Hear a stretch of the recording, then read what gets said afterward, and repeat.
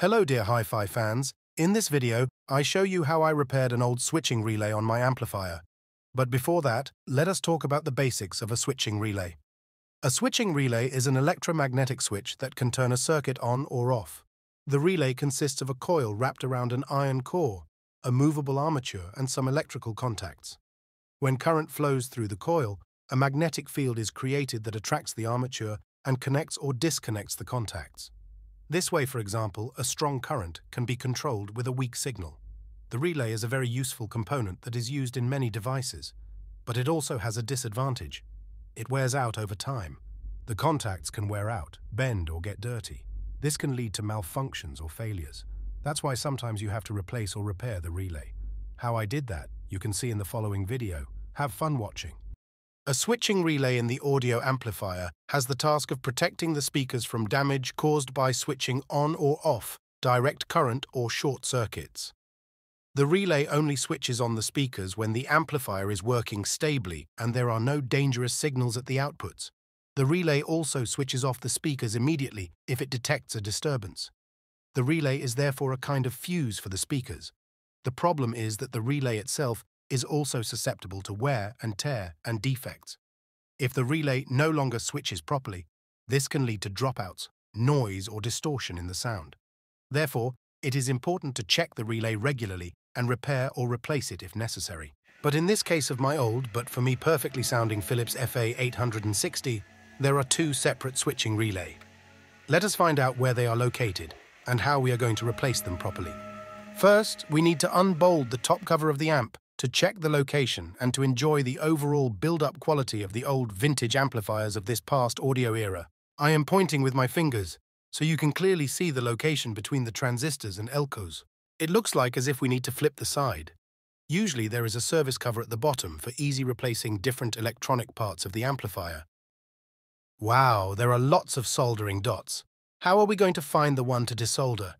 For not getting lost in this jungle of soldering dots, find out how the pins of your switching relay are designed. Mine has 6 pins at all. 4 at the top, 2 at the bottom. Can we find this design on the main board? Got them! Let's start to desolder. I usually use a stationized but basic soldering iron. For collection the heat-et solder, I use a standard soldering pump. For the final clearance, I use desoldering braid. I tried to capture it as best as possible.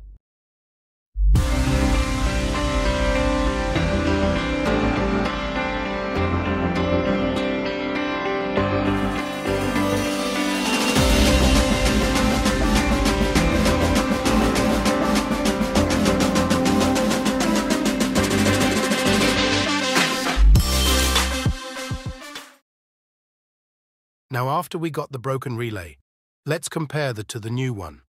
Sometimes they are delivered with too many pins, but this one is the right one for my amp, so I need to cut the excessive pins. After that, let's place them correctly and start to solder them to the main board.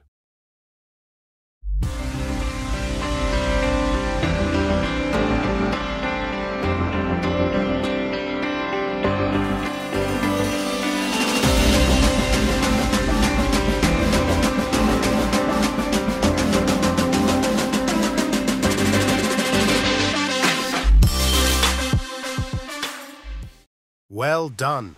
Just for the show, I activated the amplifier to get you an idea of how a nicely working relay should look like. The contacts are switching fully functional. The gaps are closed. Very important. Please do not try this step at home if you are not 100% sure of where and how the currencies are flowing. Electric currency is dangerous for amateurs. After the test, I screw every screw back together and place the amplifier back in its hi-fi rack. Here is the final result.